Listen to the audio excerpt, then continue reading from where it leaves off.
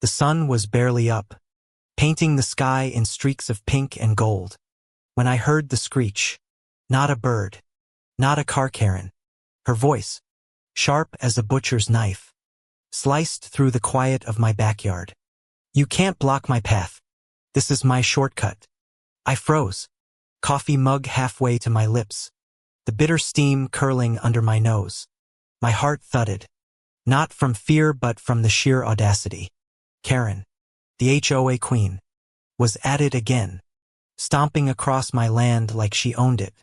I set the mug down on the weathered porch table, the clink of ceramic loud in the morning hush, and stepped outside. This wasn't just about a path. This was about her thinking she could bully her way through my life. I'd bought this house a year ago, a fixer-upper nestled at the edge of Willow Creek. A sleepy suburban neighborhood with manicured lawns and nosy neighbors. The deed came with a sliver of land behind the house, a narrow strip leading to the creek, wild with blackberry bushes and tangled grass. It was mine, legally, indisputably. The surveyor's map, creased and yellowed, sat in my desk drawer, a quiet testament to my ownership. But Karen, she didn't care about maps. She cared about control. She stood there now, hands on hips, her bleach blonde bob glinting in the dawn light. Her yoga pants were pristine, her sneakers so white they glowed. Move that fence, Ellie, she spat, pointing at the low wooden barrier I'd put up last week. It wasn't much, just a few posts and slats to mark the boundary, but it was enough to stop her daily shortcut to the community park. Her shortcut across my property, across my arms. The morning chill prickling my skin through my flannel shirt. It's my land, Karen. You've been trespassing for months. Her face twisted, a flash of rage so raw it almost made me step back. Trespassing, she hissed, her voice dripping venom. This path has been used for years. You don't get to just show up and ruin everything. The air smelled of dew and her floral perfume, cloying and aggressive, like her. I could hear the distant hum of a lawnmower. The world waking up, oblivious to our standoff. My jaw tightened. I wasn't backing down. Not today.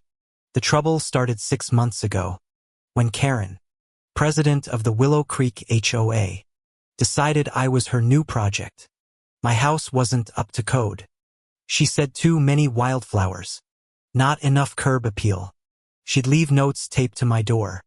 Her handwriting sharp and accusing. Trim your hedges.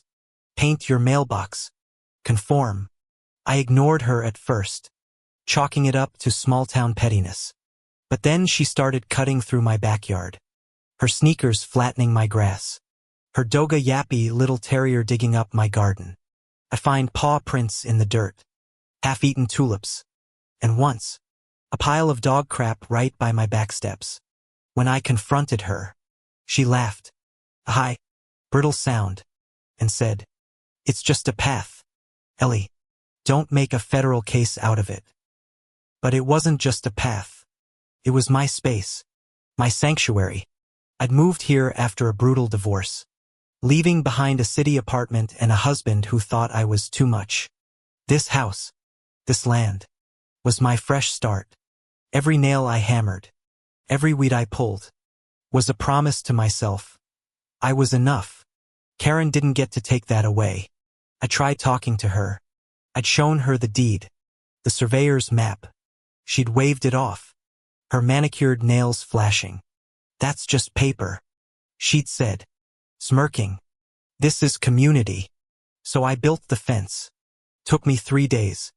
My hands blistered from the hammer, my back aching from hauling posts. I didn't care. It was my line in the sand. Now, standing in my backyard, I watched her pace, her heels sinking into the soft earth. "You're being unreasonable," she said, her voice climbing. "Everyone uses this path."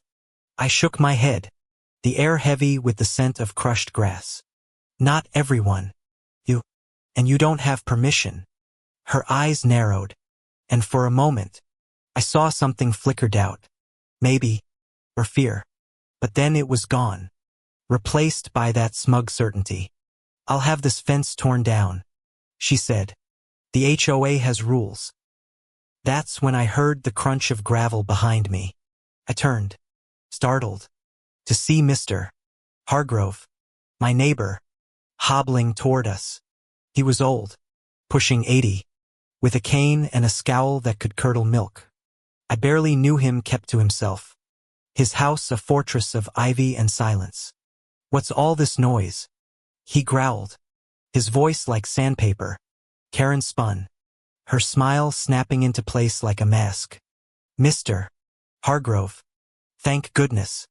Ellie's blocking the community path. He squinted at her, then at me, his eyes sharp despite the wrinkles. Community path. My ass, he said, spitting into the grass. I blinked, caught off guard. Karen's mouth dropped open. This land's been hers since she bought the place. He went on, pointing his cane at me. I was here when the lines were drawn. 30 years ago. You've got no claim, Karen. The air shifted, like the moment before a storm breaks. Karen's face flushed red, her breath hitching. That's ridiculous, she snapped. You're senile. But Mr. Hargrove didn't flinch. He pulled a folded paper from his jacket pocket, yellowed and brittle, and handed it to me. It was a copy of the original plat map, identical to mine. Kept this for years, he said, his voice low. Knew someone like her would try something. I held the paper, my fingers trembling. It wasn't just proof, it was history. A story of this land that predated Karen's reign. I looked at her, expecting another outburst, but she was silent, her chest heaving. The wind picked up, carrying the faint gurgle of the creek, and I felt a surge of something fierce and bright. This was my land, my fight. You're done here, Karen, I said, my voice steady despite the adrenaline. Take your shortcut somewhere else. She opened her mouth, then closed it, her eyes darting to Mr. Hargrove, to the map, to the fence. For the first time, she looked small, her confidence crumbling like dry leaves. This isn't over, she muttered, but her voice was weak. A cracked bell. She turned and stalked off, her dog yipping at her heels. I thought that was the end of it. I was wrong. 2 days later, I woke to the sound of hammering. Not the rhythmic tap of construction, but something frantic, destructive. I ran outside, my bare feet cold on the dewy grass, and saw Karen with a crowbar, prying at my fence. The wood splintered, the crack echoing like a gunshot. Stop, I shouted, my voice raw. She didn't. Her face was wild, her hair escaping its perfect bob, her eyes glittering with something unhinged. You can't do this to me, she screamed. I run this place. I grabbed my phone, my hands shaking as I dialed 911. The operator's voice was calm, a lifeline in the chaos. Police are on their way, she said. I stood there, watching Karen tear at the fence, her breaths coming in sharp gasps. The air smelled of sawdust and her sweat, a bitter tang. Neighbors started to gather, drawn by the noise. Mrs. Lopez with her coffee, the teenage kid from across the street with his skateboard. They didn't intervene, just watched, their silence heavy with judgment. The police arrived, 2 officers with bored expressions that sharpened when they saw the crowbar. Ma'am, put it down, one said, his hand resting on his belt. Karen froze, the crowbar clattering to the ground. She's stealing my path, she cried, pointing at me. But I was ready. I handed over the deed, the plat map, Mr. Hargrove's copy. The officer scanned them, his partner taking Karen aside. Her voice rose, shrill and desperate. But it was no use. The law was clear. They didn't arrest her, but they issued a warning. Trespassing. Vandalism. Next time. Cuffs. The officer said, his voice flat. Karen's face crumpled. Not with remorse but with rage. Her hands clenched into fists. She left without a word, her dog trailing behind, his tail low. The neighborhood buzzed for days. Whispers at mailboxes, glances over fences. Karen's reign was cracking, her authority exposed as a sham. I heard she tried to rally the HOA board. But Mr.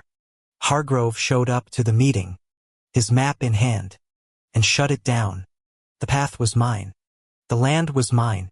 And maybe, just maybe, the community was starting to see her for what she was, a bully who'd overplayed her hand. I rebuilt the fence, stronger this time, with cedar posts and a gate I could lock. Every hammer strike felt like a victory, every splinter a badge of honor. The air smelled of fresh wood and freedom. I planted wildflowers along the boundary, their colors a quiet rebellion. One evening, as the sun dipped low, casting long shadows across the creek, Mr. Hargrove stopped by. "You did good, kid," he said, his voice gruff but warm. I smiled, my chest tight with gratitude. "Couldn't have done it without you." He waved me off, but his eyes crinkled. "People like her, they think they own the world. Take someone like you to remind them they don't." He hobbled back to his house, the tap of his cane fading into the dusk. Karen moved away a month later. No goodbye, no forwarding address. Her house sat empty, the for sale sign a silent monument to her defeat.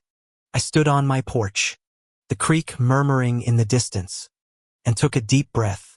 The air was clean, free of her perfume, her entitlement.